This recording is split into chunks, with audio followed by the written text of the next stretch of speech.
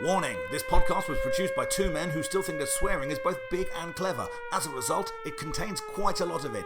Therefore, this podcast is not suitable for children, unless they're really fucking cool children.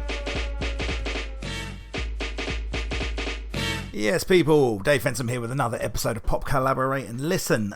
This week we're going to be talking about Erasure's Chorus album, following on from Simply Red last week. Another big pop banger for you. I think we were both quite looking forward to this one going in, so have a check it out, see what we made of it in the end. I'm pretty knackered, guys, I can't lie to you. I've had an absolute week of it. Basically, my first night of my new business was on last week. It was in Alfriston, Cook Me a Comedy Club.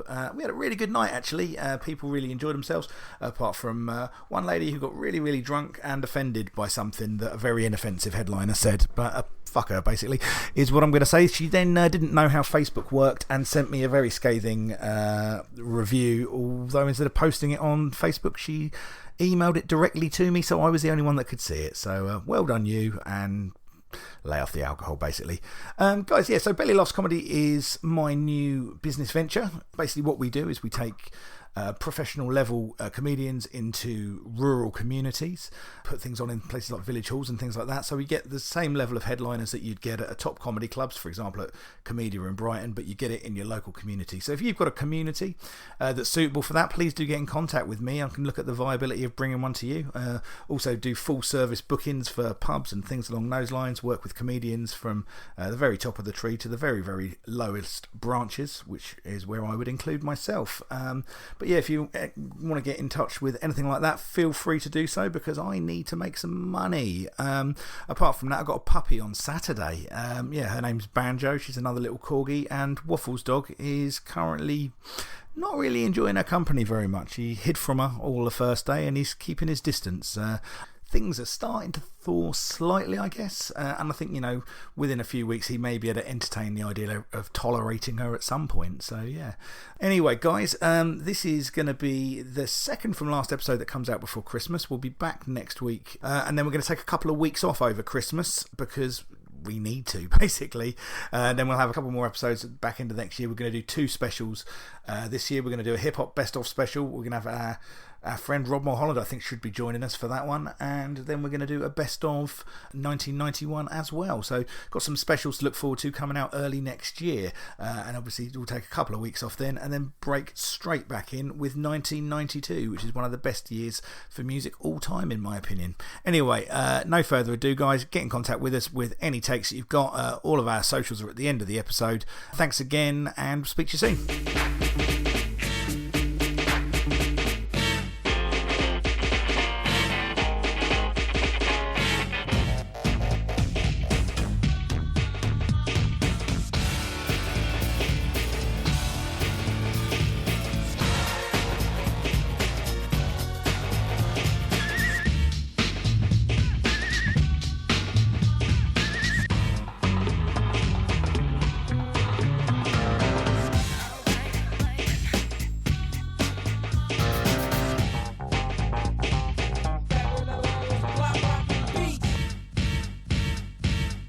Yes, people, Dave Fensom here with another episode of Pop Collaborate and Listen. I am joined, as always, by the wonderful Mr. Krista Greer. Hey, everyone. We don't have Waffles' dog with us. He's out on his walk at the minute. Yes, getting some exercise or getting out of the way. Yeah. Possibly. There was a partial, we should really take the dog out for a walk from you, but then there was also, but that would also be handy because he's being quite noisy. Yeah, I mean, basically, just long story short here, today we are looking at Erasure's Chorus album. Indeed. And I was listening to this album earlier, and the dog was in the room, and there was something about the songs that he was responding to and barking at.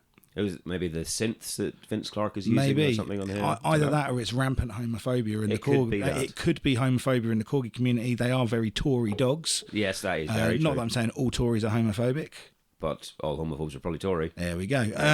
Okay, so this is an interesting one. Back on pop territory. Yeah, it has been a while. It really has been. This is the 18th episode we've done in 1991. Yeah. And the last, maybe, 5 have been really guitar kind of. Well, apart from last week, we did Simply Red last week. Oh, true enough. Okay. So Simply Red was in the kind of in the pop oeuvre as well. Yes, but we are, I mean, this is even more into pop, definitely, isn't it? Absolutely synth pop. Yeah. Well, this is right. Okay, so here you go. Erasure. That is what they are known for. Synth pop. They are very kind of electronic based. They are known for their sound. That's what they do. What is your kind of take on Erasure in general? Before you listen to this, what was your story with Erasure? Well, I mean, I know Erasure from pop songs in the 80s. Obviously, that's peak pop time for me. Yeah. You know, kind of Ship of Fools. You know, Stop. All of those kind of Stop big pop songs, right? I've never listened to a Erasure album, but I've enjoyed many a Erasure single. Well, indeed, and the singles, again, this is, you know, an easy in for me because they were all on the Now compilations and that sort of thing, weren't they? Yeah. And so each time I got a new, now that's what I call music, there was probably an Erasure single on it in the late 80s. Exactly.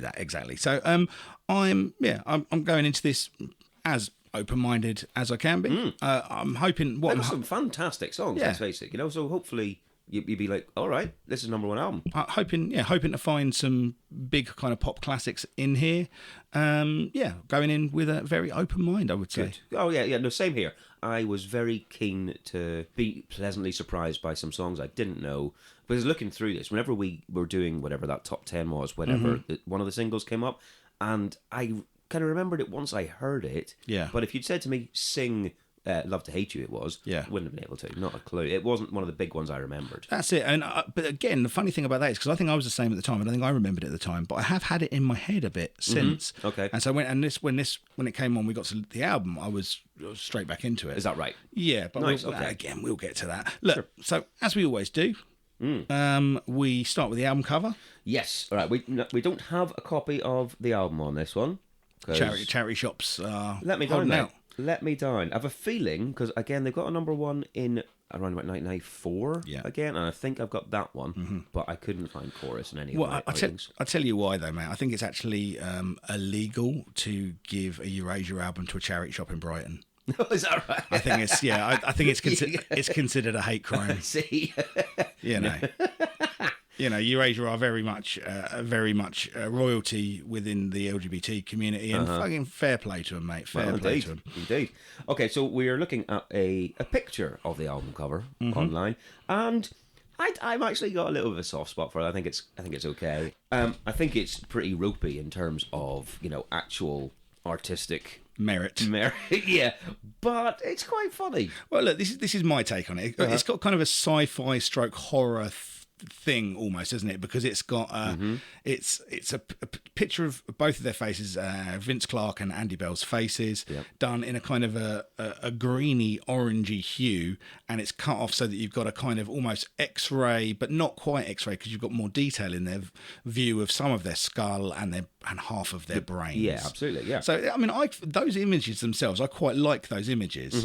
Then you've got a logo on the other side, and it's all on a black background. Well, I say I like the images, but I don't really like the composition. I think they could have done more with those images. You know? Okay. I guess it's a little bit reminds me a bit of some of those like kind of React label clubby bits. Yeah. It's got a little bit of that kind of like slightly simplistic, ravey kind of thing. Certainly the logo with the orange and the way that the words are written. It's got a little bit of that kind of early 90s techno vibe to it. Do you see that? I can absolutely see that. It looks like they've gone. It looks like it's all, like you say, sci-fi and computer generated. Yeah. You know, they've gone. Some of the faces, it almost looks like they're kind of cyborgy as well. You're looking into a RoboCop style, half and half with your face there. And there's the E's in the background. There's just the letter E, repeated over and over in the background. It looks like it's kind of a computer screen or something like that as well. Maybe it's just because it was 1991 and that's what you thought you had to do if you were going to be a little bit futuristic. Well, it was time for the Guru.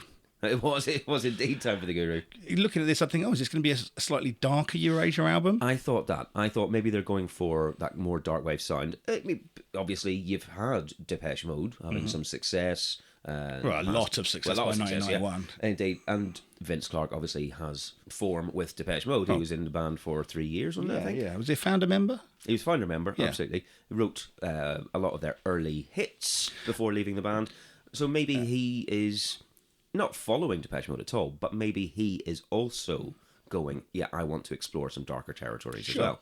And you can hear some, there's I don't think that'll be the last time we mention Depeche Mode while we discuss this. So I mean, I guess for anyone who is totally unaware, Vince Clarke, who is the keyboard player and the musical mastermind behind this band, he was in Depeche Mode, if I remember, like we said. He was then also in Yazoo with Alison Moyet, who had some really big hits in the 80s. He then disbanded them and formed The Assembly in sort of 83, 84, and they didn't have much success, if we're honest, so he moved on from that and disassembled them.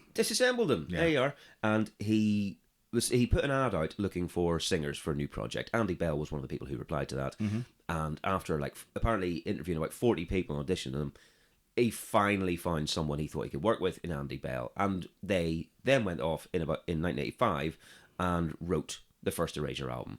Right. And so then Vince Clarke was quoted as saying things like he was really happy to find someone he could actually enjoy making music with again, because it had become a real chore. He wasn't enjoying what he was doing, and so it was a big kind of new lease of life for him to have Erasure as the project.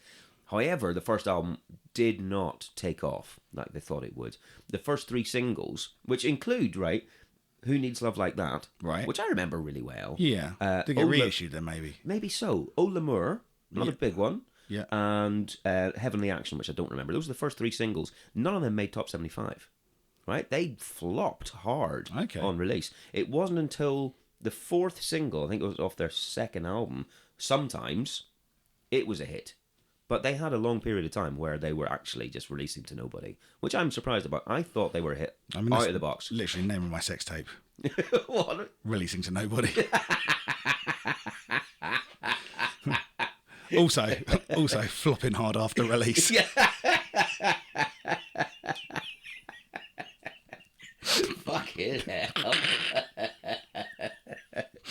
Oh no. Anyway. Right, okay. But, so yeah, I was just very surprised that it took them so long to become kind of pop stars. Yeah, I thought they were instantly pop stars. Well, it's interesting, isn't it? It's because when you think of perfectly distilled 80s synth pop, it's difficult to find a better example. Oh, but they're one of the ones up the top. I mean, fair enough, you can have Pet Shop Boys, obviously. You can have Depeche Mode, even though by the late 80s they were starting to go down a darker route. Yeah. But Erasure, for pop singles, when you think of, like you said, Stop, that is a great pop song. A Little Respect, absolute classic. Stuff like this is A to Z pop perfection. Yeah, absolute, just like kind of, like beautiful bubblegum, basically. Yeah, I mean, I fucking loved stuff like Blue Savannah and that when it came out. Yeah, I mean, I remember not liking Blue Savannah at the time, but I've certainly mellowed on that as the years have gone by. Right, but there you go. They started off very slowly, as it turns out. But then... their 3rd, 4th, 5th and 6th albums all went to number 1. See, what does that say about the music industry then, though? That their first album flopped and they were able to get to 3rd, 4th and 5th. Yeah, absolutely. Because they were signed to Mute Records in the UK. Yeah. But obviously that's because Vince Clarke and Depeche Mode were on Mute as well. So he's got a relationship with the label. And Mute, I guess, are one of the ones I would give props for letting bands develop and absolutely. having belief in an act rather than just going, well, you're not making money, fuck off. Yeah, I mean, Mute are almost like the gold standard UK large scale indie, aren't they? Yeah, indeed, yeah. Like, kind of big distribution, but a roster of artists that kind of do what they wanted to do. Yeah. But no, fair play to them. So this was number 1 only for 1 week, in the week of the 20th of October 1991. We will be looking at a 2-week time period when we're doing the albums and singles, because Simply Red went back to number 1 for a week after this. So we've got a little bit of extra time to look at what else was happening. Yep. But it was, I thought, to be honest, they might have got more than 1 week at number 1, because they were a big act in 1991. They were still really, riding high off the 80s success. Like I said, the 3rd and 4th albums had been number 1s as well. This was their 5th one. So they're still doing big business. I mean, maybe it's because, they've got a fan base. They're doing big numbers to their fan base. Obviously, you've got a longer tail on that. But maybe it's, look, you haven't got one of the biggest crossover singles on this record. No, that is true. There wasn't a hit like, let's say, Stop or A Little Respect. That is true, sure, yeah. But, they were what was it? We had an email from one of our friends, Darren, Yes. saying he saw them back then on this tour in 1992, I guess. And he was saying that they did like 17 nights at Hammersmith Odeon. Yeah, that's nuts. It's 17 nights 17 at Hammersmith. Fucking ridiculous. Yeah, obviously the Apollo now, but the Odeon at the time. But yeah, fucking hell, 17 nights. Yeah. I mean, I think the interesting thing is there that they chose to do that as well, rather than do like a stadium show or something. Okay, yeah, true. Yeah. And I think this show, from what I can remember, it was called the Phantagosm. Oh, fuck it, I can't say it. Phantagosm. Phantasmagorial. Yeah, fuck it, that word, right? Experience, and I think it had really kind of big high production value. So I don't think they'd been take it to a bigger venue like that without totally redoing. No, and scaling it up like a motherfucker. Yeah, so I'm going to read this email from Darren out. Yeah, because I got in contact with him, asked him to send this in. Sure. Just explain briefly who Darren is for everyone who doesn't know. Yeah, Darren and I have known each other since we were 11 years old. He's pretty much my best friend out there. I love that dude dearly. We went to a lot of metal gigs together in the early 90s. Mm-hmm. It was Darren that was with me when I was looking for the song Saboteur from Metallica. Yes, quite. Okay. Lovely. So Darren was a bit of, kind of a metal alternative music, a rave buddy as well. Yeah. Kind of going through. Never really loved his hip hop, but, kind of liked his heavier end of stuff and stuff like that. Mm-hmm. However, this story starts in a slightly different place. Okay, it says, in 1991, my musical taste was starting to develop, guided by the taped copy of Queen's Greatest Hits 2 and The Mighty Hysteria by Def Leppard. Fucking that boy loves Def Leppard. He really does. Yeah, we'll get him on for Adrenalize. Yeah, because that's going up, actually. That's next. That's 1992, yeah, it was number one. I was, fucking hell, Darren, have you really written this? I was 17, and in my first serious relationship with a girl I'd started to see at high school. She was into a lot of the synth pop stuff around that time, and so we listened to a lot of it. I wasn't really a fan of Pet Shop Boys or Erasure, but we were sexually active, and I'd have listened to anything if it meant I was going to get some rubs. Mate, some rubs. Some rubs. How old are we? Oh, what's happening? Darren's 43. Get some rubs. Get some rubs. I love you, Darren. Never change. Oh no. In the summer of 1992, Erasure toured the country in support of their Chorus album and their Aberresque EP, which they put out later. Massive hit that was. Yeah, it was huge. This tour included a 15-night run. It wasn't 15 night, mate. I counted it was 17 at Hammersmith Apollo in London. I got us tickets for one of the nights and diligently listened to as much Erasure as I could stomach to prepare myself for the show. With the exception of a few wedding bands, it was my first proper live music experience. It was certainly the first gig I'd ever paid for. Whilst I was looking forward to a new experience, I wasn't massively excited about the show. It was a seated concert. Expectation was it be a theatre experience and people would remain seated, watch a show and go home. On the day of the gig, my dad dropped us off in London, fair play, dropped us off outside the venue, and I was immediately aware of an atmosphere, a level of energy I wasn't expecting. People in the queue all dressed up, drinking, smoking weed, having a great old time. My excitement level rose. Lights went off, curtain drew back, and Andy Bell arrived on stage riding a swan. Oh. Riding a swan, yes. Of course. He says that casually, riding a swan. Sure, Wearing a massive feather boa. This was not my thing, he says. Well, that would be a shock to the sense. That's your first gig. That would be a pretty big shock to see for your first event. This was not my thing, he has written, though. I mean, I feel the lady does protest too much, right? He goes, but I was drawn in. Andy Bell's voice sounded absolutely amazing, and Vince Clarke's synthesizers were singing the slow-paced rhythms of Siren Song. At the end of that song, a massive cheer went up, and I specifically remember thinking, holy shit, that was amazing. By the time they got to their Aberresque segment, the entire audience was singing along, dancing on their seats or in the aisles, high-fiving strangers and enjoying one of the best nights ever. It was a party atmosphere like I'd never known.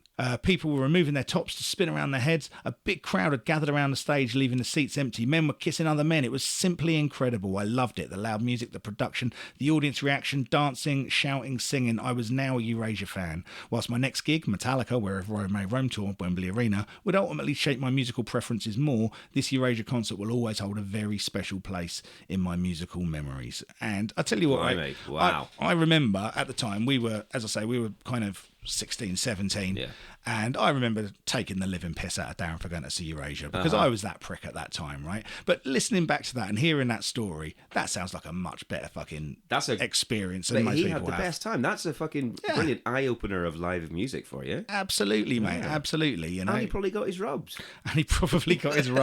Off a man with his top off. And that's fine. Wow. That's fine, Jesus Christ. I mean, look, fair fucks to you, Darren. You love that stuff. He and I have experienced many gig adventures over the years, seen some of the best gigs I've ever seen with that boy.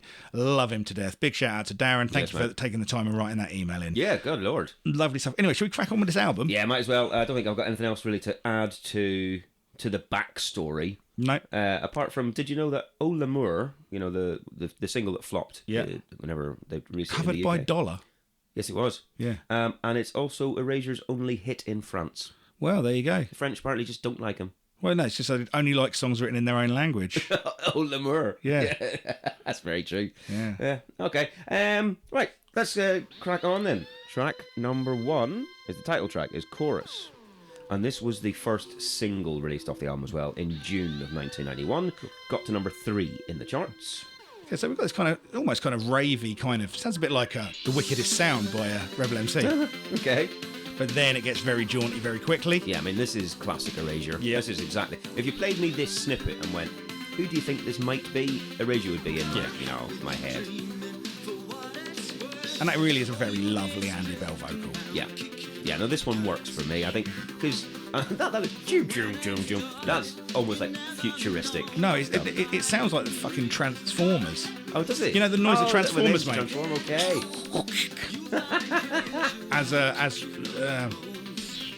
That noise. Yeah, that one. Yeah, it sounds like the Transformers noise. Okay. It's almost like, in that Lil Wayne song with Chris Brown, I Can Transform You. No. That's a fucking great tune. I hate that song because it makes me like a song that's got Chris Brown in it. Yeah, that's your But look, issue. here's this chorus, man. Yeah, there you go. I mean, if you call your song chorus, it's got to have a great chorus. Yes, But well, this you'd hope so totally anyway. delivers. Yeah, it's a really good... It's a bit of a key change going into it. Yeah. And, sing-along chorus is a catchy one. And that's the thing, this guy's got... when you bear in mind, all you've got here is what Vince Clarke's doing and Andy Bell. Yeah. I mean, this guy's got the voice to carry this shit off. Oh, definitely. I mean, well, I would say, in general, yes, absolutely. Yeah. There are some songs on here where I think I don't quite enjoy what he's trying to do. Yeah, that's true. But with this, absolutely cracking. Really good. Absolutely. So, Yeah. I mean, lyrically, there's some kind of eco issues in there, possibly, I guess. Okay. I wasn't really 100% sure what they were about. Neither was I, and I'm probably going to say that quite often because Yeah. I don't know if this is an album of lyrics, really. No. If that makes any sense. Obviously, he's saying stuff in every song.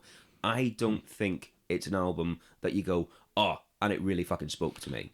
Yeah, I mean, I think possibly if you'd been hurt in a relationship recently, this album may speak to you more because there's quite a bit of that. There's a few of those, throughout definitely. But yeah, so I mean, look, there's loads. The first Depeche Mode comparison I'll say is, listen to this through headphones, and again, there is an awful lot of detail going on in the production. Right, that's the difference between some dickhead with a Bon Tempi doing synth pop and someone like Martin Gore or like Vince Clarke who are detail people, and you go, you can tell he's really gone into the detail of what he's doing. These songs are all like most of them in general are pretty intricate. Even if you don't like the song overall, there's generally some kind of sound or something that will happen within each song that I'll go, oh, that's interesting nice. going on. There's something interesting going on for Okay, sure. sure. I mean, I read he found flaws in the commonly used MIDI process that was being happened at this time. I read something about this and then didn't understand it because that's not my area. Well, I mean, I think what he was saying is using the MIDI sequencing, right? This is what I got from it, and I mean, this is, I am not a fucking expert either, but it was saying that when you had like multiple notes trying to go through and being passed through it, the MIDI wasn't quite sophisticated enough to do it, and it would make some of them. They called it MIDI drag, and it would basically make the notes kind of go out of the sequence that you wanted if you had if you had like a little riff that was multiple key hits, right, like one of those fast ones, like like that, something where you change around. This is what I understand from it.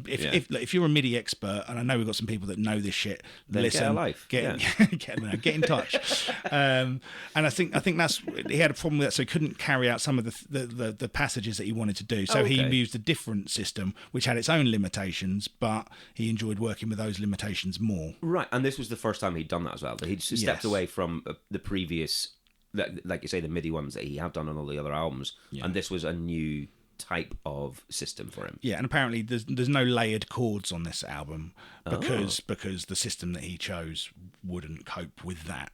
So that's what how interesting that is. I mean, that's Wikipedia 101 really. Sure, well, yeah, and I read it and just kind of it went straight over my head because I didn't get what they were trying to tell me. But I think the thing you can take from it is you go, okay, this is a guy that is adapting equipment, adapting processes to deliver the thing that he's trying to do. This is someone who's deep into this world, and that's why you've got so much texture across some of these songs. Okay, and he's trying to push it forward and trying to manipulate stuff to what he needs it to do, rather than just being held back by what's in front of him. Exactly. So rather than it being, okay, this is, the criticism, obviously some people think synth pop is it's easy. It's like you just get a keyboard, you program your sounds into go like this.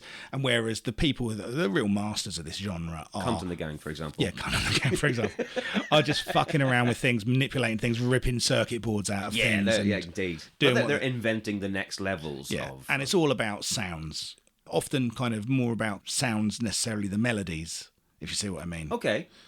I get your point that even if the tune isn't necessarily to your taste, you can appreciate how he's got it and how he's made this piece of art. Absolutely. Okay. But I think this is a really solid opener for a track. Sure. A nice slice of pop. Yeah. Yeah. Perfectly happy with this. I think this is one of the better ones for sure. I can see why it would be the first single. It works for that. Lyrically, again, I'm not entirely sure. It may be something about hoping for good times that are coming and wanting something to be better after a sort of a dark period or whatever. Like you say, broken up with someone at the end of a relationship. But in general, I wasn't that fussed about, I don't understand this, because I was just like, I hear what he's saying. It's a catchy tune, absolute pop music. Yeah, you walk away from this song humming it. Okay, cool. So track 2 is called Waiting for the Day.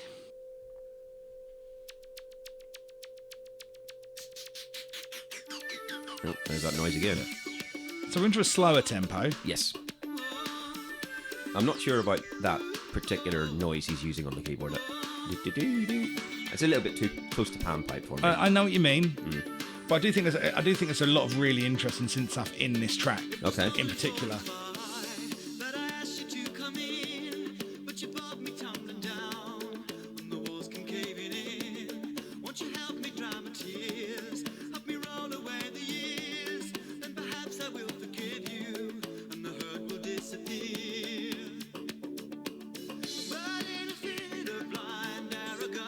I really like that. I really like that vocal. Oh, yeah? Yeah, I think that's really nice. I'm not a fan. I like this one quite a lot. There's some... I tell you what there is in this track, though. We're not there yet. Okay. Right? Because I like that little verse at the start, and I like that little bridge. And I like that as well. Yeah? That's nice, yeah. Oh, no, right, okay. But there's a lot of really 9 Inch Nailsy sounds on this. You think? Yeah, there's a breakdown on here. And I can't remember which track it is, but it sounds so reminiscent of one of the breakdowns on Pretty Hate Machine. Oh, wow, okay. Yeah. Huh. But it's definitely not this bit. No, it's not this bit. Right. I'm trying to think. Yeah. Go a little bit further into the track. Okay, hold on. See if I can find it.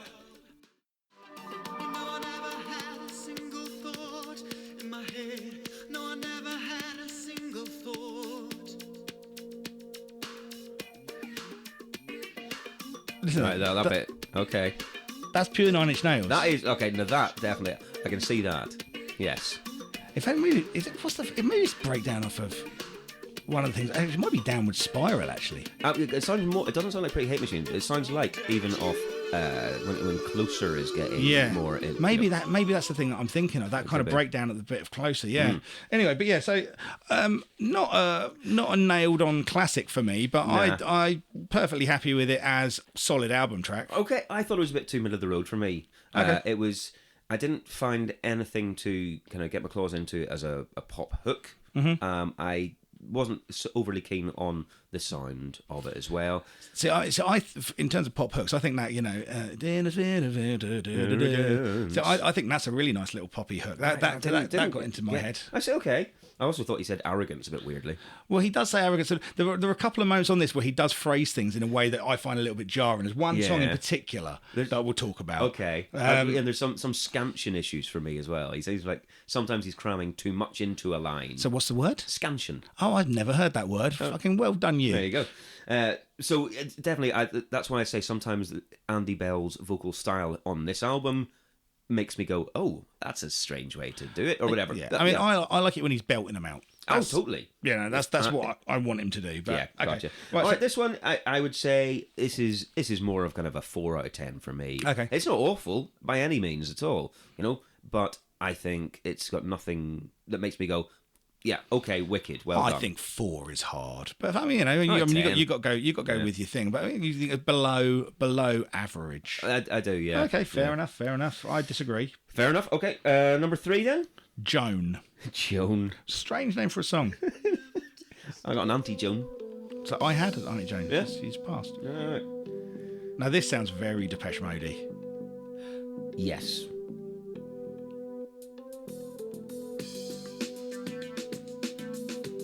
Classic break in there. And I mean, this is an even slower, more down-tempo song. Yeah. But this for me, I was like, oh, dude really has got some fucking range on him. Oh, he's got range, definitely. Yeah, I mean, there's some bits where you know the way he's going in the line, and you can tell he's going to have to go quite low to finish off this run he's doing. And I'm going, Jesus, mate, really? Are you going to be able to do that? And he does. So fair play.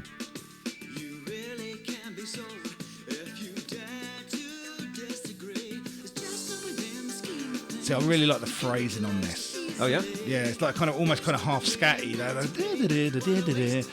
Oh, I see. Okay. Yeah, I'm really into like what he's doing vocally here. All right. Okay. Yeah. Whenever I first heard this, I was just having it on in the background a few times. This completely glossed over me. I didn't take any of it in. It was only whenever I sat down and properly gave it a listen. But I will admit, at the first couple, I was like, not feeling this either. But this one warmed in a bit. Yeah, I got more into it. I really like this one. Yeah, certainly. For the songs that aren't the big anthemic ones, this is one of my favourites. Right, I mean, this is more of a feel to it. Yes. Yeah, rather than just a sing. A lot of their tracks kind of straight up in that disco kind of bang, bang, bang, disco tempo kind of. And this has got a little bit more groove to it. Mm-hmm. It's got that break underneath it. And, you kind of feel him outside of the constraints. He's kind of playing with the rhythm a little bit with inside it. I like this one. I think this is a good song. If what I'm getting from it is what he's trying to say as well, I like the sentiment, because if what I'm getting is it's a reference to Joan of Arc. Yeah. It has to be, because what other fuck? It's not going to be about Collins. Joan. Yeah, it could be. That's true. Okay. But what Jet. Oh no, that would be a good tune. But it seems to be what he's saying is, obviously, in your youth, when you're young, you are, passionate about everything, and you get fired up, literally in Joan of Arc's case, and you've got dreams and expectations, and quite often you then give those up to get a job or to make the compromise you need to move into adulthood, that sort of thing. And he's saying, don't do that. Don't close off your options. Don't get into a rut. Don't just give up on your youthful dreams, because that's one of the things that makes you brilliant. Absolutely. And I'm not sure, there might even be a don't commit suicide. I mean, don't be burnt at the stake. Yes, well, definitely don't do that. Yeah, I mean, that would be the best advice for Joan of Arc. Well, if someone had only fucking said it beforehand, exactly. Yeah, we wouldn't have this song, and that'd be a tragedy for all of us. So I think the sentiment of that is good. I'm being really glib when you're being serious, and you're absolutely right. That is a lovely. I think sentiment. It's nice. I think it's nice. Like I say, it didn't blow me away on first listen at all. Mm-hmm. It got more into me. I still don't think it's fantastic. I think it's good. I think this is a good one. I prefer this to the previous one, and I understand that they can't all be, big number one single types. Yeah, but so I mean, I think there has to be something else. Yeah, I mean, I think and you couldn't have an album of 10 singles, and I think given a bit more. Yeah, well, and this is best. I think given a bit more time as well, I think this one would grow on me even more. I see. Yeah, that's this definitely grew on me every time I listened to it. Cool. Yeah, I particularly like that one. All right, okay. I do think it was a mistake calling it Joan, though. Oh, I do as well. Yeah. I mean, just, yeah. Maybe that's because I've got an Aunt Joan, and she is lovely. She's one of the nicest, most fantastic people in the world. But I just think of my Aunt Joan when I hear Joan. I don't think of Joan of Arc first. I mean, that's very, very selfish of you. It is. That's on me. Yeah, but then again, Joan of Arc's never given you a Christmas present. It's on fuck all for me, mate. Exactly. What have you done for me lately, Joan of Arc? What have you done for me lately, Eddie? Right. Okay. Cool. Shall we take a quick break here? Yeah. Let's get into some albums. Right, so albums. What we're looking at is the week of October the 20th to the 26th, which is the week that Erasure was actually number one. Mm-hmm. The top 10, there's not a huge amount of difference from what we saw in last week's Simply Red podcast. Number 10 is Mariah Carey's Emotions. Number 9... Just hysteria.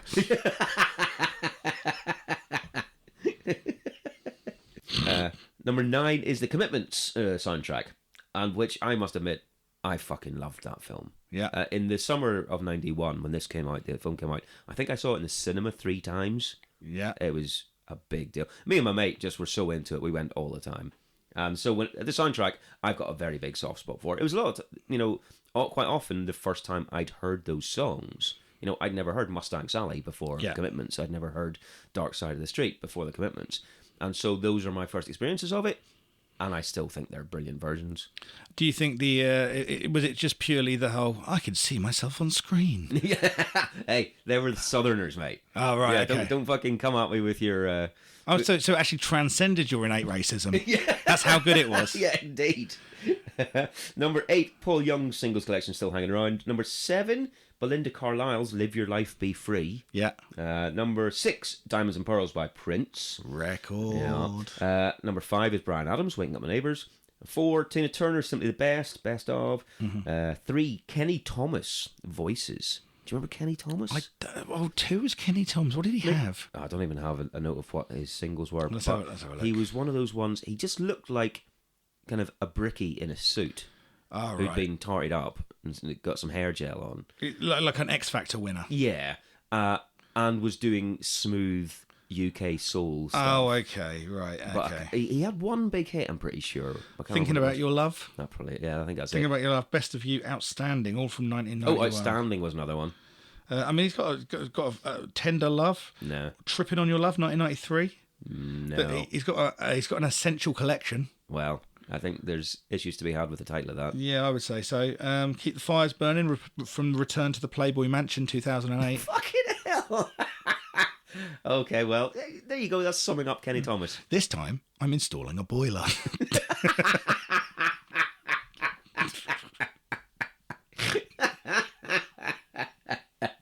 Oh, shit. Perfect. Nice. Number 2 is Simply Red Stars, which, like I say, will go back up to number 1 the following week. Yeah. But we've done that already. So, if we look at other albums that are out in the 2-week time period, from October the 20th to November the 2nd, which is the week of Erasure's number 1, and the following week when Simply Red went back, we got a few to look at here. St. Etienne released Fox Space Alpha, their first album. Nice. Which went into the charts at 34, peaked at 34. And I loved that album. It was. Did you love that album, or did you fancy Sarah Cracknell? Why can't it be both? Well, there you go. Yeah. Fair enough. No, definitely. But I think some of the singles off that, Nothing Can Stop Us and Only Love Can Break Your Heart, absolutely brilliant. Okay. Really fucking good. The rest of the album doesn't necessarily live up to those for me, but I was really into it. I loved that for the time. Fair enough. Yeah, I can't tell you I've ever really listened to any St. Etienne, which I'm sure will surprise you no end. No, quite. Then also in this 2 weeks, Carcass released Necroticism, Descanting the Insalubrious. Oh, this is such a good record. And I know you're a fan of this one. Look, man, this, again, Carcass at the time was my outlier of of the heavier stuff I was into. I've never really been an enormous death metal fan. I'm not like a genre kid with death metal, but I do appreciate a really good death metal record when I hear one. Okay. And this is a fantastic album. It's not, for me, it's not as good as Heartwork, which is my favourite Carcass that's kind album. of their classic one, isn't it? Well, I mean, it depends who you speak to. Obviously, really? That's the one they kind of play in full and that sort of stuff. It was their breakthrough. I mean, Heartwork was a big breakthrough. I mean, this is, if you go back to their previous record, it's a death metal sound, and in this album they start leaning in a bit more to the kind of the tech, like melodic death metal sound a little bit more, and like that's fully in bloom by the time we get to Heartwork. But this has got a couple of cracking songs. I mean, I like this album as a whole. Yes, right? okay. But Corporeal Jigsaw Quandary. If you're, it's a good one for charades. Exactly. If you're, and Jigsaw isn't spelt normally; it's spelt Jigsaw, S-O-R-E. Oh God! Amazing. Bunch of medical students, mate. Bunch of medical students putting out technical death metal records. Well, true. If you like riffs and you like fast riffs and you like metal, then you can't really fuck with Carcass. What other album titles have they got? They've got some ridiculous album titles, haven't they? Yeah, they do. I mean, I'm personally, like Necroticism, Descanting the Interlubrious. You can't really. That is. Go. You really have to work hard to come up with that one, I feel. Yeah, you really do. I mean, that's. That's almost like you've just thrown a load of Scrabble tiles into a box and picked them out. Yeah, so the 1988 record was called The Reek of Putrefaction. That's the one I remember, yeah. I mean, Symphonies of Sickness was the predecessor to this one, which was, kind of, again, really getting into the death side of things. Mm-hmm. They put out then Heartwork was the next one, and then Swan Song in 1995, which is the one that's not as... I mean, it's had a bit of a reappraisal, but that was the one that was not considered as good. No. And then they came back in 2013 with Surgical Steel. Oh, okay. It's Reek of Putrefaction is the one I was trying to remember. I think Reek of Putrefaction, if I remember right, I can't remember. One of them had a scratch and sniff album cover. Oh my lord, that's incredible! Yeah. Wow. There's a marketing tool that's underused. Yeah, they weren't fucking around. Jesus Christ, that's brilliant. Yeah. Okay, well there you go. That came out this week. Like, you're in the middle of St. Etienne getting a hit there, Erasure being number one, Kenny Thomas coming through to represent UK Soul, and there's Carcass. Yeah, absolutely. And, I think this is the interesting thing. Again, we're talking about what a rich bed of music we're into at the minute. You know, like Nirvana came out last week, Red Hot Chili Peppers came out last week, Carcass comes out this week. It's all of these, these bands that are going to go on and define genres in many, many ways. I mean, Carcass are a genre-defining band, and like if you're a death metal fan and you don't agree, you don't have to write in. I can't do write in, but address it to Dave. Oh no, just don't. Arguing with metalers on the internet is one of the main reasons I stopped listening to as much metal. I became so angry. Really? I love metal music and I love loads of people that are into it, but there is such a fucking body of cunts in there as well. Feel free, like I say, maybe don't go onto the Pop Collaborate and Listen Twitter. Just go on to Dave's personal one and fire your opinions at him on there.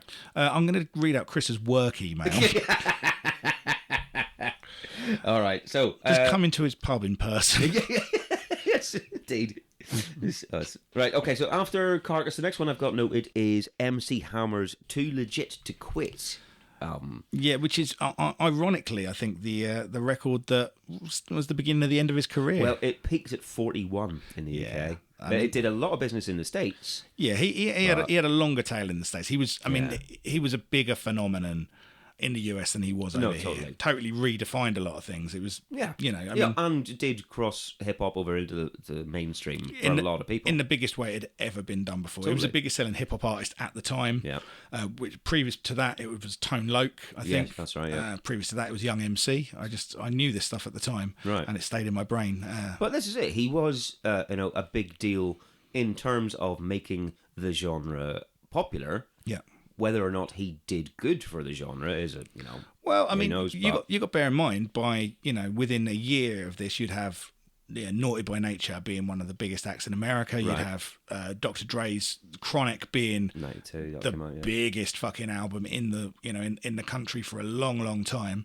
So this is a pure primer for what is going to come. Well, true, indeed. But like you say, this album, he probably thought this was going to be another world beater, and it really wasn't. I mean, I don't think I've ever heard it. Oh, no, absolutely not. I couldn't even tell you what the singles were off it. But this is the thing, this is what he did. He, by the time, once you primed that thing and people go, oh, what else is out there?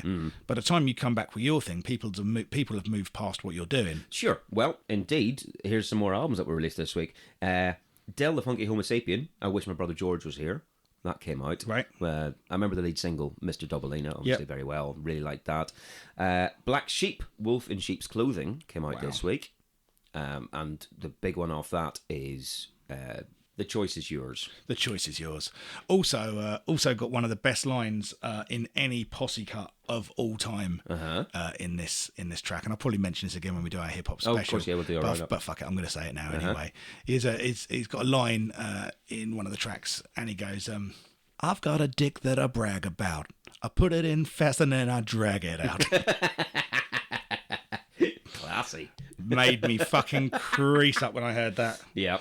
And obviously, that Del the Funky Homo Sapien, like Del is a fucking astonishing MC. Really good. Most of you, if you're not into hip hop, the thing you probably know him for is being the rapper on Clint Eastwood by the Gorillaz. Yes. Ice Cube's cousin. Yep. And a member of Hieroglyphics, basically, who would spawn, who include Domino and Souls of Mischief and that kind of West Coast kind of lyrics. Collective.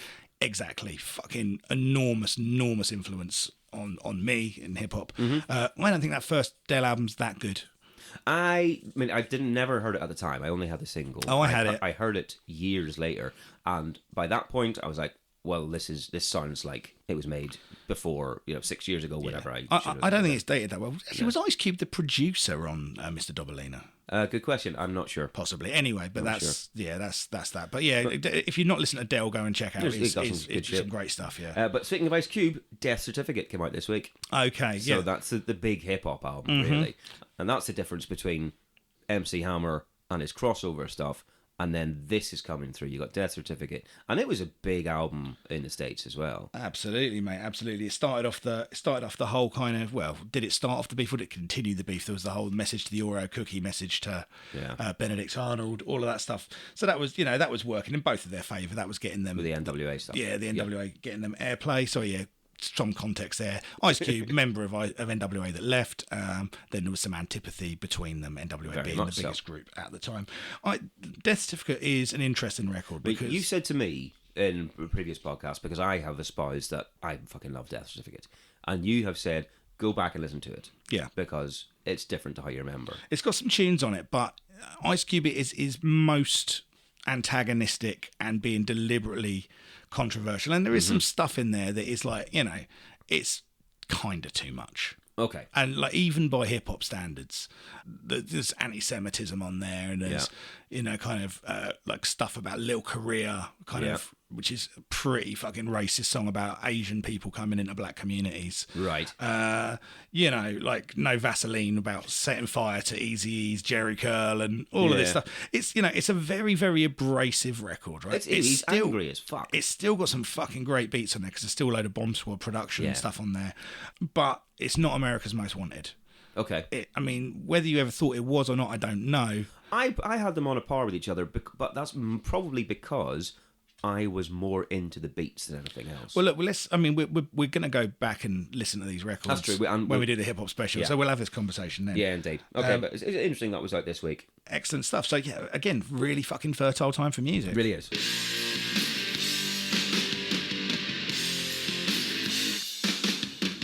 Right, let's go back into this record then. Track number 4. Number 4 is Breath of Life. This was a single. Yeah, this was the last single. Yeah, the fourth and final single.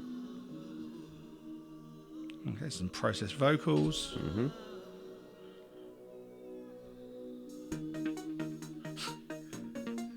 Now this reminded me of like, first of all I went Herbie Hancock, and then I went, oh no, this reminds me of fucking Popcorn by Hot Butter. Oh nice. Yeah. Oh, that's a good tune.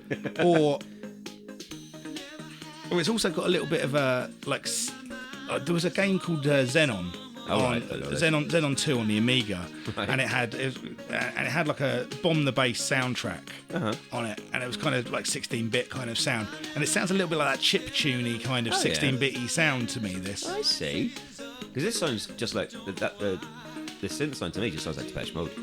That sounds like straight up early Depeche Mode. Yeah, it's definitely. I mean, yeah, you can definitely put that in there. This, I think, more than any of the other ones, reminded me of the Mode. And see, look, this is the pre-chorus that's happening now. Yeah. And I think this is a really nice pre-chorus. And I like the verse as well, but I think this chorus itself is a bit of a letdown. Oh, I see. I don't mind it. I think it's all right. I mean, it's not. This is another one where I think his phrasing is weird. I just don't. This bit here. Oh, the Life from Mars bit.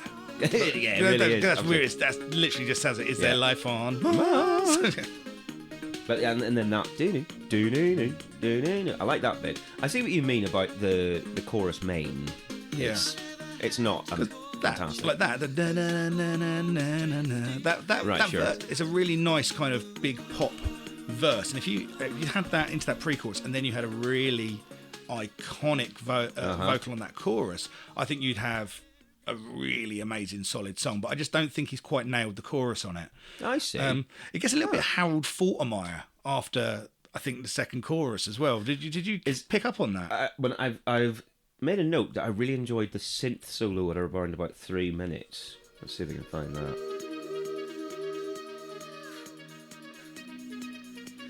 Look. Oh, that is very Harold here. Yeah. Oh, and this is the bit I was thinking about. That's almost like just can't get enough sped up, isn't it? Yeah, it is. Yeah. Yeah, no, look. I like for me, I think this is a decent track, but for being a single, for being one of the big pop songs, it's a little bit lightweight. It's not their best. So it's okay. For me, it's a near miss. All right, so I really quite enjoyed this one. Okay, yeah, I got more out of it than you, I think. This is interesting. We're quite divergent on this one, aren't we? I did like the chorus on this. I know what you mean that some of it sounds like it's a bit subpar, but I think overall, I was impressed with this one chorus wise. Okay, see, for me, I like the minor chords and that dramatic rise as well. So as a whole, I liked it. Okay, for me, I think because I've really thought the verse and the pre-chorus were strong. You were disappointed. It was like, oh, and instead of lifting me up, this kind of drops me down. Okay, and it's not what I wanted from it. Okay, and that's just that's personal criticism. I think there's some really interesting bits musically in it. Like I really like that kind of Faltermeyer bit, and I like that synth solo as well. Yeah. I kind of like that again. That bit that kind of reminds me of Popcorn. And I must admit, Popcorn is a ridiculous tune, but I do like it. Oh, of course, man, it's amazing. That's a 7, 6 to 7 for me. Fair enough. I'd go 7 to 8 on this album. Okay. I also, in terms of what it's about, it seems to be about someone who's previously gone through their life just not caring or not looking for meaning, hopping from one sort of meaningless relationship to another, but then finding love. Yeah. And going, I see, this is now what I should be. This is the breath of life. Precisely. Yeah. And the whole metaphor is about being underwater and then coming up for air and finding that this is what life should be. Stuff like, it starts off with lines like, I never had to call the tune because I always drifted with the tide of the moon. I would go out every night looking for someone to treat me right. So just drifting. Absolutely. Just taking where life takes you. Yeah, bad relationship.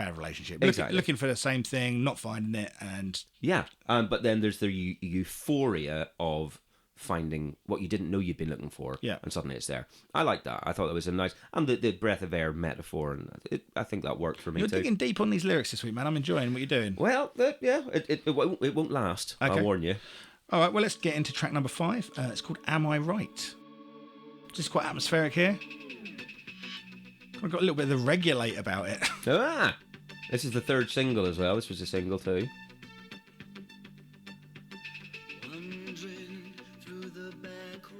I must admit, I'm surprised this was a single because this is very downbeat. Well, I'll tell you, this is the one that I find this very lyrically clunky. Yes, and it's kind of like a very, that line from a man in his 20s, right? Yeah. And it's kind of a very plaintive procedural story. And I think what they're trying to do is juxtapose a normal day and the mundanity of a normal day against the absence of a lover. Yes. And like what an enormous thing that is for the individual whilst the world continues normally. Absolutely, that's exactly what I got as well. Right, okay. But I get that it's kind of that part of what they're doing there is giving it this kind of kitchen sinky feel. Mm-hmm. But this just doesn't really do anything for me. No. There's nothing in the tune that kind of grabs me. It just feels a bit dreary. Yeah. I get that might be part of what they're aiming for, and maybe I'm completely disappointed. There is a breakdown at the end of it that I quite enjoy. Oh, right. That was the bit that as I said, with all of these tunes, I don't think there's any of them where I'm like, I really don't like anything about that. There's something somewhere. Yeah, there's a breakdown towards the end, and I'm like, oh, okay, that's kind of quite decent. But I was very surprised that this was a single. Yeah. There was stuff in here that I would call as a single before this. Oh, yeah, but to be fair, this was the lowest charting of the singles off this album, but it's still got 15. Sure, fucking hell, that's good, but that's fan base, isn't it? It must be. But I would say this is probably one of the ones I'm closer towards disliking. Okay, sure. As I say, there are bits on it that I like, but this would always be a skip for me. Okay, let's see if I can find the breakdown bit. So this is the bit you thought that's a bit funky. Yeah. Right, yeah. Yeah, I like that. That's okay.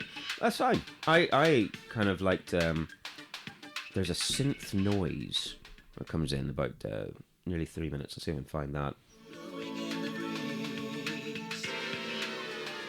Oh, nice. I thought that was very out of place. Well, that's like it reminds me of Labyrinth. Okay. It was. It's like just out of nowhere. Yeah. Bam. Oh, what? But that is like, what's that fucking song? Dance Magic Dance. There's a proper one of them in Dance Magic Dance, isn't there? Yeah.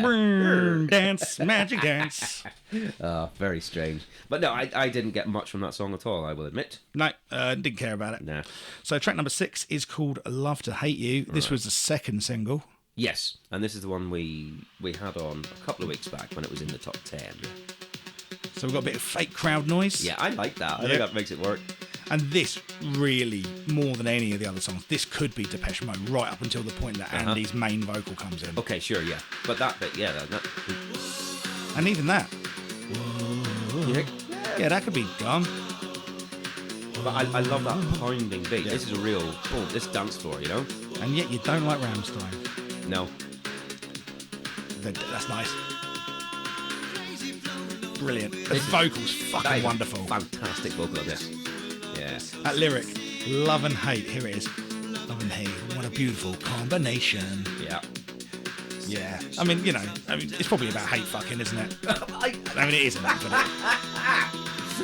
who doesn't love a good hate fuck? The person on the other end of it, usually. No, that's a different thing. No, this is fucking cracking, mate. There's a drama to it. There's minor chords. Yeah. This is again this little pre-chorus. And there's a lovely little thing he does in the second pre-chorus where he puts an extra line in, and it's like, that's drama. Sending the shivers and the quivers and the It's exactly. like, that's drama. Yeah. This song is all drama, isn't it? It's all fucking tension and release. Come on. Yeah. And then this bit from I Will Survive. It's half disco and half cabaret. Yeah. That's. It's kind of high camp, isn't it? It's very arch in its delivery. Yeah. It's like you say, it's cabaret, it's pantomime, it's kind of slightly otherworldly, but it's really good. It's the stuff that's great about a good super arch Queen song, for example, as well. Yeah. But but then you've got that kind of instrumentation in there as well. It's kind of almost got a kind of a heavy ABBA theme, almost. I think there's a big ABBA influence in this one, as well as the disco like Georgia Moroder or something like that as well. But I definitely see the ABBA just the big tune and the big chorus from that sort of thing. It makes me feel weird that I didn't remember this one because this is such a good song. It really is. Yeah. Yeah, no, I've had this in my head as well. So it's probably my favourite one on the album so far. Same here. Yeah. Easily. It's this good, hard disco bass, a 4/4, just like, from the start, just boom, boom, boom, and then with that particular vocal line and that chorus, it's a winner all the way. Yeah, absolutely. It's that kind of like downward scale. Yeah. No, it's terrific, mate. Really like this one. And yeah, like you said, I don't remember it from then. If you'd said "Was Love to Hate You" a single, I would have gone in my head, that sounds familiar. Yes, it was. Couldn't have sung it to you. See, I mean, it's one of those things that I don't know because now it's become familiar to me again. I'm like, oh yeah, I do remember it from back then, but you don't know whether. I mean, I don't fucking remember what I did yesterday. Yeah, true enough. Okay, that's track number 6 on here, and yeah, I'd think we've peaked from the start at this one so far for me. Right, so we'll do number 7. Okay, this one's called "Turns the Love to Anger." Yes, which sounds almost familiar to the previous song. Oh, quite, yeah. Okay, quite a low key start, no beat here. Yeah, just starting to build underneath. It's a big old build, this, isn't it? Oh, it's a long build.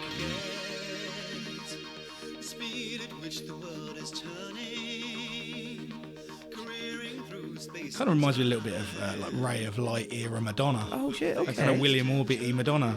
Now you said it. Yeah. Yes, I can hear that. Yeah.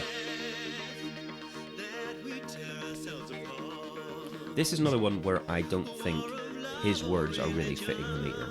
I think he's trying to sing too much over stuff that isn't there. I think there's a couple. I think it's a. This bit though, that's nice. That's all right. Yeah, there's a flourish too many in. I think what he's got a very simple thing, and he's trying to do more with it. To make that. And I think a little bit less would have been better. Yeah, I think so. So we're starting building here again, but we've still not really got a full beat. It's just very light on the beat underneath. Yeah. This is a very long build. This song. It's kind of. Yes, it absolutely is. The theme seems to me about how the world is divided, and we need to come together to be better and to make the world a better place. So very nice sentiments again. We need to loosen up and try to understand the other people's viewpoints. Yeah, I mean that's the idea of this. We've all. This anger that we're feeling is actually love, but it's just being misdirected because we're not communicating. Yeah, exactly. Yeah, we need to move forward and consider other viewpoints. Again, I think they've stretched this build too long. Right. I think it's a lot of fun. I think it's fun when it kind of gets in. You've got these kind of. There's a lot of kind of ravey high bits in here. You definitely feel the influence of kind of prevailing dance culture. Oh yeah, sure, yeah. Whatever's come through. Yeah. And there you go. There you go. Release. But what point are we at? 2 minutes 20. Out of a song that's what, 4.5? No, 3 minutes 50. Exactly. I think I get what it is. I suspect if you're watching that live and you've eaten a disco biscuit, you're going to have a lovely time indeed. I was thinking the same thing about seeing it live. Yeah. I think this would be a fantastic one, and I bet you there's a light show. Oh mate, I bet the whole place goes fucking nuts. Yeah, I bet feather cannon. Yeah, amazing. It's centaurs. Yes, exactly. All that shit. Yeah. That's what I'd want from an Erasure show. I do see that, and I do see that's probably a great live track. As an album track, I think it's a little bit lacking. I do like the big dramatic notes. I do like a lot of it. I just think it doesn't make the best use of its time, perhaps. But condense it a bit. Yeah. Yeah. Or maybe make the song a little, maybe it should be a little bit longer. You should have more of the meat once it kicks in. Okay. I name of my sex tape. I think my biggest issue with this one would be the Andy Bell vocal stuff. I think he's trying to be a little bit too verbose and saying overly wordy sentences when he doesn't need to. But I really fucking like it. When that kicks in at 2 minutes 20, when you're nearly 2/3 of the way through, when it kicks in, I'm like, all right, sweet. but it's not a favourite for me. Fair enough, mate. Yeah. Fair enough. I did ask on the Twitter, by the way, before we go in and do singles. I asked people memories, as always. We had a couple of responses here. Okay. Guy called Jonathan Cooper, who's a long-time correspondent here. It said, the last album by them before my musical tastes began to change through my teens. Loved some of the songs on this, but didn't love it as much as Drama. Oh, okay. Okay.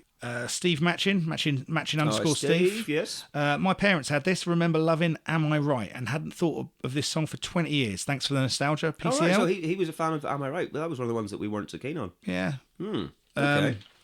Yeah, that was the one I didn't love that. Mr. Sorder Lee has been in contact. All right, Lee. Not specifically about this record, but saying went on a Derby road trip once. Roller Derby player. Oh, yes, of course. Very good roller Derby player. We sat in the car on arrival, singing loudly along to A Little Respect until it had finished. Oh, one of those ones where the song's not over, we can't leave until it's over. Exactly that. And what else do we have? Abby Sylvester, who I've met whilst recording the lovely and very fun ADHD and podcast. Oh, yes. I'll let you know when that's coming out. And she said, I remember, I was talking about the single chorus. I remember being this constantly being played on the box. Do you remember that? Do you remember the box? That kind of. Oh, God. It was that free video channel. It was like kind of MTV-esque. Oh, right. We had it at our old house. I remember that, yeah. Well, we did. Yeah, no, that's where I don't remember it from the early 90s. And she said, I think it had a really odd, garish video. I didn't watch it. Did you watch the videos? I didn't watch these videos. Fair enough, mate. Fair enough. That's wonderful, mate. So thank you guys for getting in contact with us, as always. I'll always tweet out what we're going to be recording in the week, so if you do want to get in contact, have your tweets read out, do that. You're always welcome to, if you want to, email us with a voice note as well, and we'll cut those in if you've got anything you've got to say. Put a bit of a dance beat under it. Yeah, put a bit of a dance beat under it, and talk about your failed relationships. Lovely. Wonderful. Anyway, let's go on and crack on with the single, shall we? Yeah, let's do that.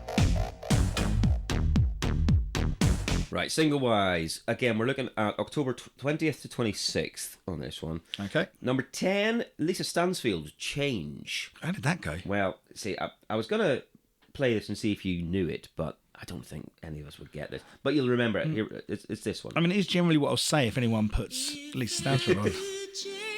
But you remember this.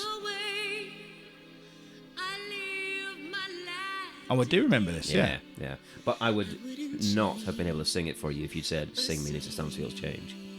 No. But I remember this. This was a big old hit for her, I'm pretty sure. I was driving home from a gig that I was doing, and I was in Jenny's car, and it only gets radio. Oh, so I was listening to Radio 2 because it's all I could get. And I heard Lisa Stansfield being interviewed, I think, by Trevor Nelson. I thought she sounded all right. Yeah, mate, I reckon she's probably a wicked laugh. You know, she's a Rochdale lass. I bet she's good fun. Yeah. Don't like many of her songs. No, and don't let her go anywhere near your freezer. No. Or don't go anywhere near hers. For like. Is this chalk ice for me? Oh, my God.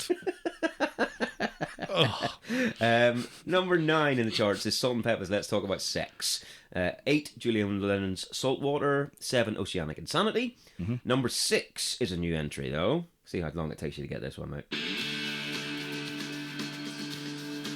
Is that Dizzy? It is, mate, yeah. Vic Reeves and the Wonder Stuff. Vic Reeves and the Wonder Stuff, Dizzy. Yeah, this is when it was out. Number 6 it got to in this week. I thought it was the number 1, that song. It did, yeah. No, we'll see it at number 1 in the future. Oh, but okay. yeah, it went in at 6. And that was fucking massive. Now, that was probably my real introduction to the Wonder Stuff. That was my introduction to the Wonder Stuff and everything I know about the Wonder Stuff. It was also the end. Yeah. It was a very, very short visit. Oh, fuck. Number 5, Monty Python's Always Look on the Bright Side of Life. Number 4, Kiri Takano, World in Union. Number 3, Scorpions, Wind of Change. Number 2, Two Unlimited, Get Ready for This. And number 1 is Still Brian Adams. Yeah, of course it Honest to God. So that's your top 10. Only a couple of new ones in there. But elsewhere in the charts, again, in the 2 weeks that we're looking at, this came out. Mm-hmm. Yeah, baby now. Oh no, it's not. I thought that was a Bobby Brown song. Oh no! Oh no. Yeah, no, it's not. It don't sound like that though.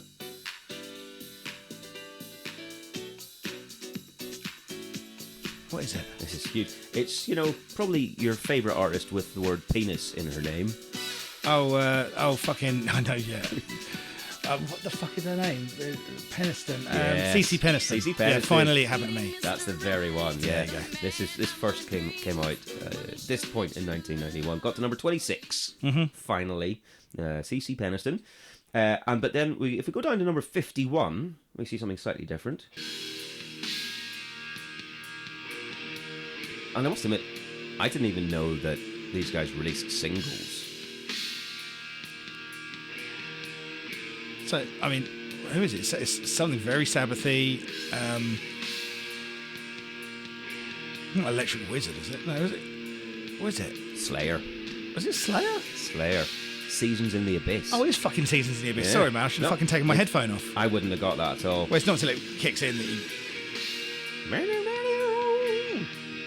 But yeah, it got to number 51 in the charts. So I feel a fucking knob about that. So anyway, go on. The second week of the two we're looking at, Carter, the Unstoppable Sex Machine, released After the Watershed, which I can't be arsed playing.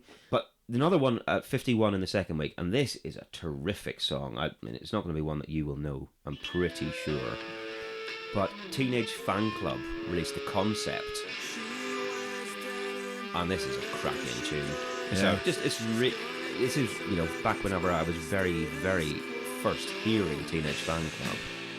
This is one of the first ones that my mate gave me to listen to. And this is a lovely song.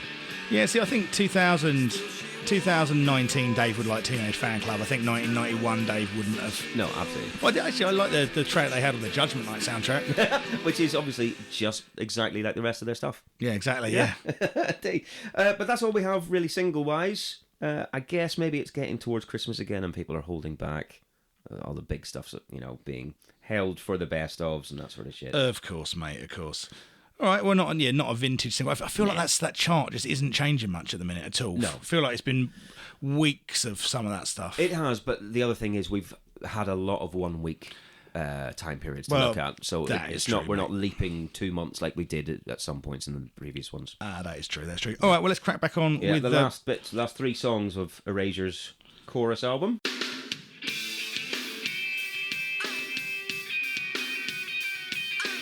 Okay, so this is Siren Song. This was mentioned in Darren's email as being the intro track.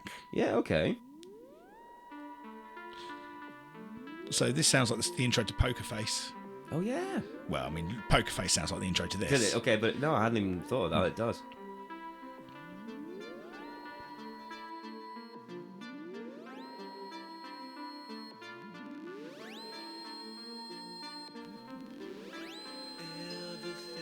I don't understand what this is about, this song.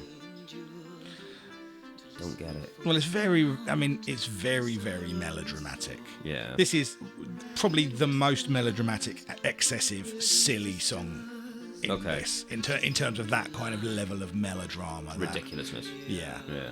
And this is another one where I think he's being overly, you know, again, verbose. You're trying to say too much. You're saying words that you don't need to say. You could simplify it. Yeah, I'm not into this one, but there are bits I like. Yeah. I think I like the instrumentation in this one an awful lot better than I like the vocal. So I agree with you in that. Okay, all right. I think some interesting stuff going on, kind of falling and rising. Yeah. I mean, it does get a bit sand dance in the middle. Did you even notice that? No. There's a bit in the middle where it goes. It's almost a bit like kind of. There you go. Oh, right, yeah. So it's a bit like a 16-bit computer game set in Egypt. I see. You know? Prince of Persia. Yeah. I think this is a load of old balls. I really think it's just cack. You know what? I think what I did think going through it, loads of bits of the music, I thought this sounds like something that Kanye would sample. Okay, I'll stand by my original point. I think it's a load of old balls. Oh god. Right. Yeah. It's a wimpy tune. I think the lyrics are ridiculous. There's nothing to hold me on at all. No. Again, I think there's some bits of interesting stuff going on in the mix, but that's not enough to carry a song. No, I'm very surprised whenever you were reading through that email from Darren. He said this is what they opened with. That's a strange one to. Well, maybe it's it's quite a long discanting kind of opening. Maybe I don't know. I don't know. I just can't see this being in any way a Oh, because it's not even a build-up of drama. No. I think it's just washes over you and it's a load of nonsense. No, I don't get this one, if the truth be told. All right, so track number 9 is called Perfect Stranger. A fade in? Yeah, I'm not a fan of fade in. Why would you do that? No. Is that a samba rhythm? Well, you mean just like the button you hit on your Casio? Well, that's a samba beat, isn't it? Just a little samba. Could well be.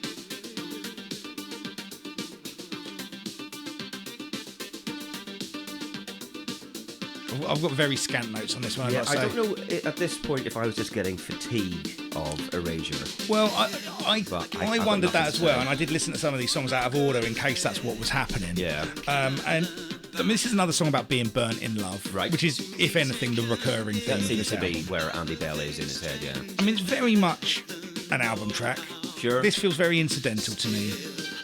Yeah. Again, there's a couple of little up-tempo flashes throughout it which kind of bring it to life. Mm-hmm. But it just it feels a little bit, Erasure by numbers. Yeah, definitely that. Absolutely. I think it's weaker than you'd want it to be. It's a diluted version of whatever else they've done.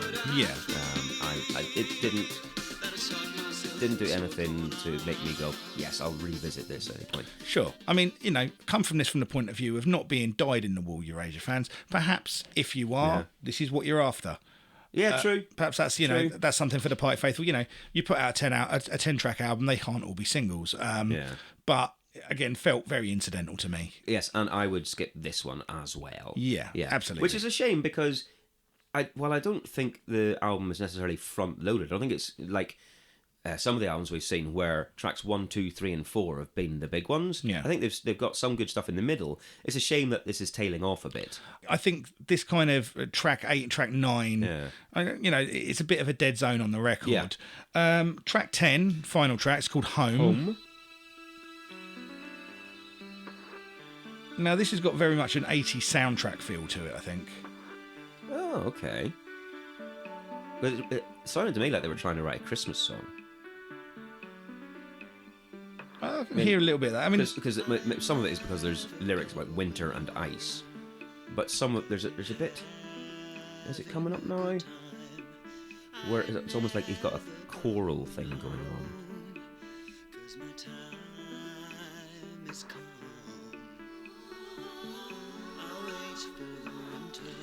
So this is another one of those the kind of the more poignant, dramatic ones. Yeah.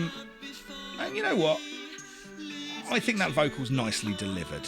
Okay. I don't think that vocal. I think that vocal walks the line of overwrought a little bit, but it comes down on the right side of it. All right.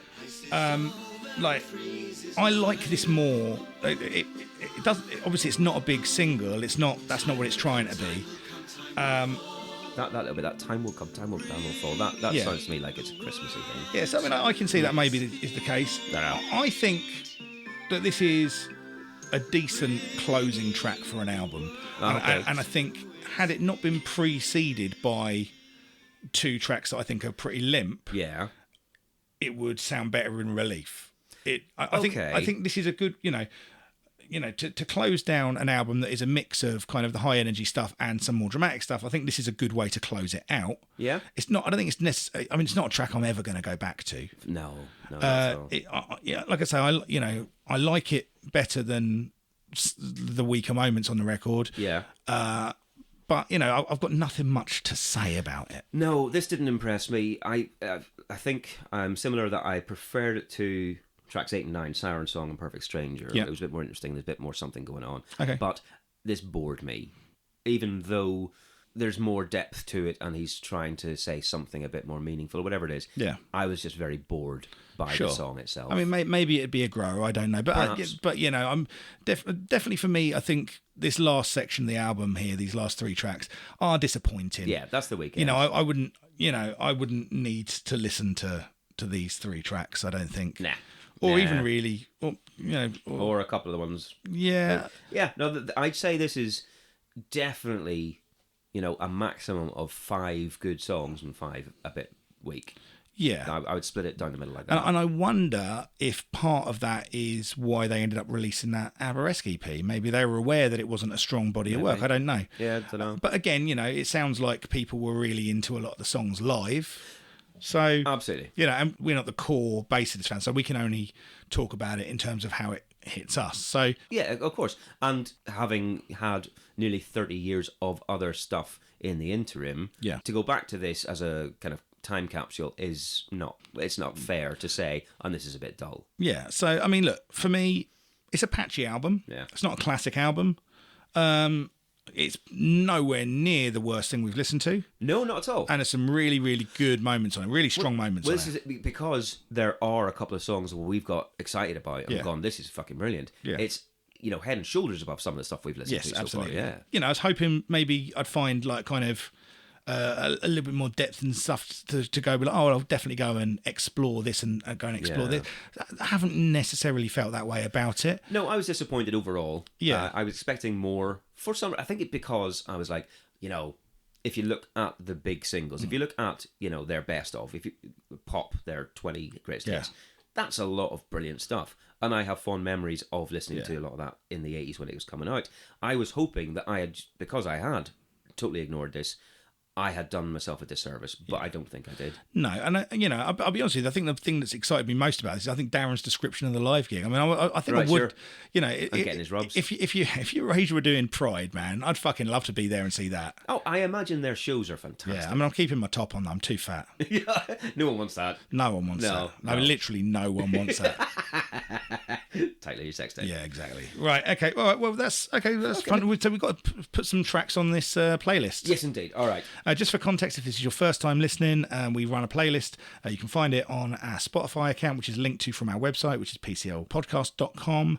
And basically what we do is every album that we review here, we pick a minimum of 1, a maximum of 3 tracks to go on the playlist. And the idea is you will get a record of the best tracks for the number 1 albums throughout the 90s. Yeah. Some albums, it's been an absolute struggle to find 1. Yep. Sometimes it's been a struggle to cut it down to 3. And on this one, I mean, I think we probably both immediately agreed that we're going to go straight in with Love to Hate You. Yeah, definitely. Yeah. That's my overall pick.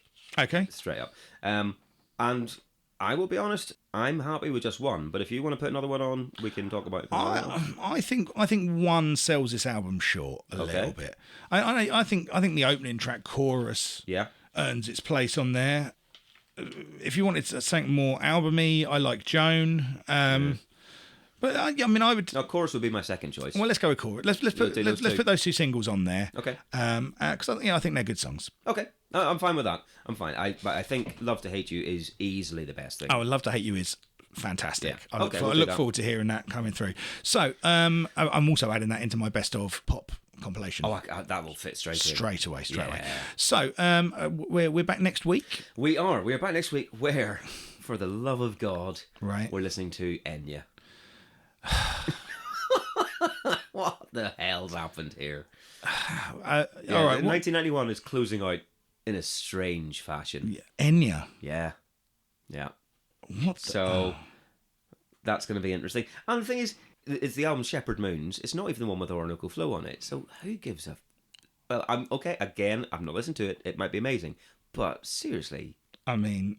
Enya. Yeah, we might be talking about something else next week as well as Enya. So we'll give that a go. I wouldn't worry too much. We haven't discussed this yet, but we'll talk. All right, guys. Thank you for joining us as always. Thank you for all your messages on Twitter and Facebook and all of those great things. Please keep them coming in. We love hearing from you guys.